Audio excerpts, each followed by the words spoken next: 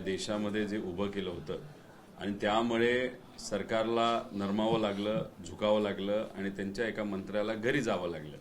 त्यामुळे ह्या सगळ्या गोष्टी सरकारमध्ये असणाऱ्या सर्व नेत्यांना फार मनापासून लागलेल्या दिसत आहेत. आता तुम्ही दिमागी नक्सल म्हणजे जे बुद्धिवाले माणसं आहेत, जे अभ्यासू माणसं आहेत, जे अभ्यास करून या सरकारवर टीका करतात आणि आज जर आपण बघितलं ते टीका करायला धाडस दाखवतात. म्हणजे बहुतांचे हे सगळे युवा आहेत, जेनझी आहेत. या लोकांना तुम्ही जर नक्सल बोलणार असाल तर हे योग्य नाही. त्यामुळे कुठं ना कुठं तरी सरकारमध्ये असणारे सर्व नेते आता भरकटत चाललेले आहेत. या देशाला ज्या अडचणी आहेत त्या अडचणीवर बोलण्यापेक्षा नको त्या विषयावर जर हे बोलत असतील. ह्याच्या आधी होतं शहरातले नक्सल, आता बुद्धीतले नक्सल, आता काय कसले कसले नक्सल काढतील कोणाला माहिती. माझं त्यांना एवढंच सांगायचं आहे, चायना आणि पाकिस्तान ज्या पद्धतीने तिथं आपल्या देशाच्या विरोधात कारस्थानं त्या ठिकाणी करत चाललेत. चायना मोठ्या प्रमाणात पाकिस्तानला विमानं, ड्रोन्स देत चाललेले आहेत आणि त्या गोष्टीकडे लक्ष देण्याच्या ऐवजी इथं वेगळ्याच विषय या देशामध्ये हे सरकार तिथं करत आहे. त्यामुळे सरकार कुठंतरी भरकटत चाललंय आणि घाबरलंय हे मात्र त्या ठिकाणी आपल्या सगळ्यांना म्हणता येईल. त्याचसोबत आज पंतप्रधान नरेंद्र मोदी संबोधित करत असताना त्यांनी जो सुप्रीम कोर्टामधला जे वक्तव्य होतं कॉक्रोचचं, तर त्याच्यावरती ते म्हणतायत की हा विपर्यास करण्यात आला आहे. कॉक्रोच हा शब्द हा जजकडून एका संदर्भामध्ये देण्यात आला होता, तो काही तरुण मुलांना देण्यात आला नव्हता. स्वातंत्र्य दिनानिमित्त पंतप्रधान जेव्हा देशाला संबोधित करतात तेव्हा देशाची अपेक्षा असते, देशासाठी तुम्ही काय करणार आहात, देशाच्या समोर असणाऱ्या अडचणी काय आहेत, त्या सरकारच्या माध्यमातून आपण कशा सोडवणार आहोत याच्यासाठी खऱ्या अर्थाने लाल किल्ल्यावरनं भाषण केलं जातं.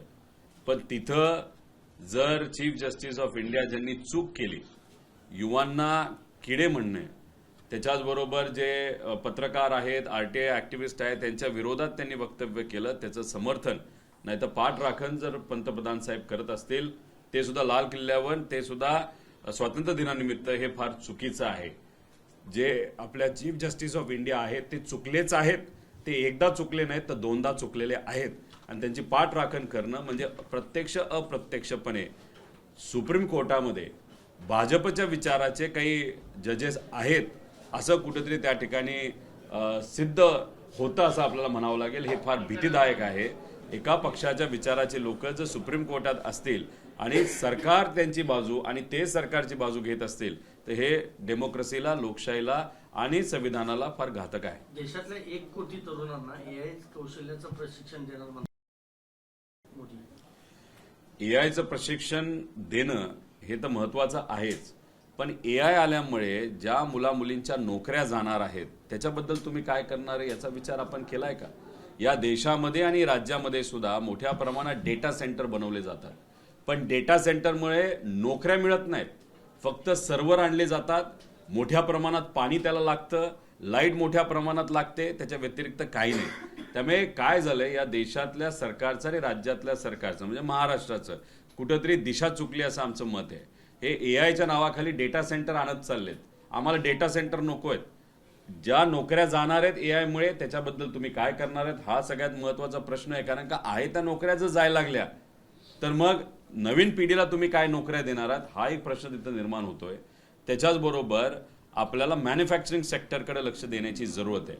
पंतप्रधान साहेब दिल्लीतून बोलत असताना AI बद्दल बोलले खरं, पण त्यांना मला सांगायचंय तुमचं या राज्यामध्ये सरकार आहे, या सरकारमध्ये म्हणजे या राज्यात असणाऱ्या ज्या कंपन्या आहेत त्या सुद्धा 38,000 कंपन्या या महाराष्ट्रामध्ये गेल्या 5 वर्षात बंद पडलेल्या आहेत आणि त्याच्याचबरोबर अनेक कंपन्या बंद करून दुसऱ्या राज्यात चाललेल्या आहेत.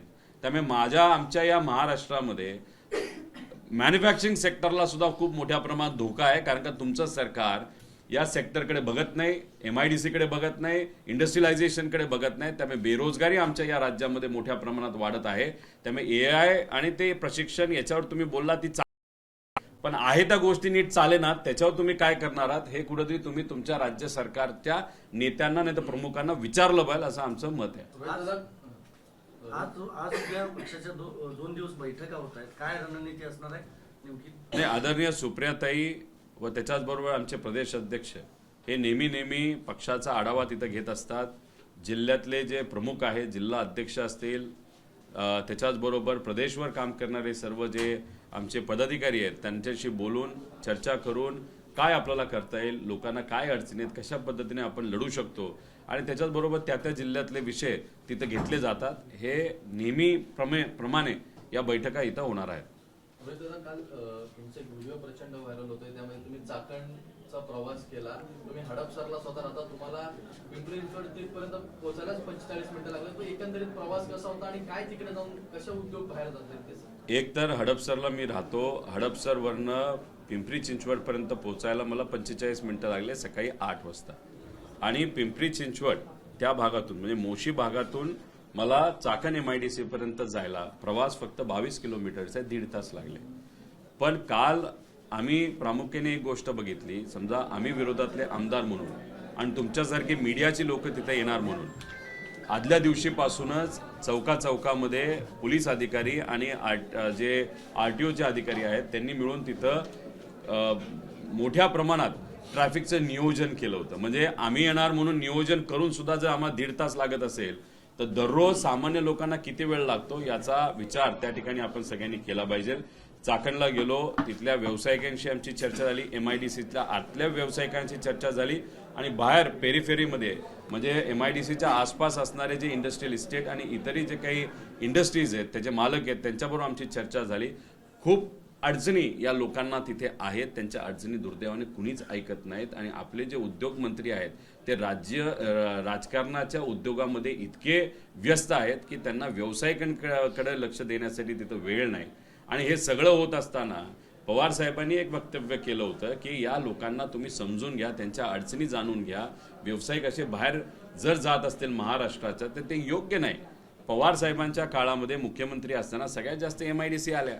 चाकणमध्ये ज्या कंपन्या आल्या त्या पवार साहेबांच्या मार्गदर्शनाखाली 2014 पर्यंत ज्या कंपन्या आल्या त्याच्यानंतर एक सुद्धा चांगली मोठी कंपनी त्या चाकणमध्ये तिथं आली नाही. आणि याला उत्तर देत असताना मुख्यमंत्री साहेबांनी शब्दाचा खेळ तर ते करतच होते, आकड्यांचा खेळ करत होते, हे आम्हाला माहितीच आहे. पण सोयीनुसार ते जर एखाद्या वक्तव्याकडे नाहीतर एखाद्या देशातल्या पार्लमेंटमध्ये दिलेल्या स्टेटमेंटला सोयीनुसार जर बघत असतील तर ही नवीन खेळी आता मुख्यमंत्री साहेबांची आम्हाला त्या ठिकाणी कळलेली आहे. पण आज जर आपण बघितलं तर इंडस्ट्रीची फार वाईट परिस्थिती आहे आणि त्याबद्दलचा एक व्हाईट पेपर आम्ही पुढच्या 4 दिवसामध्ये सामान्य लोकांसमोर तिथं आणणार म्हणजे आणणार. ABP माझा, उघडा डोळे बघा नीट.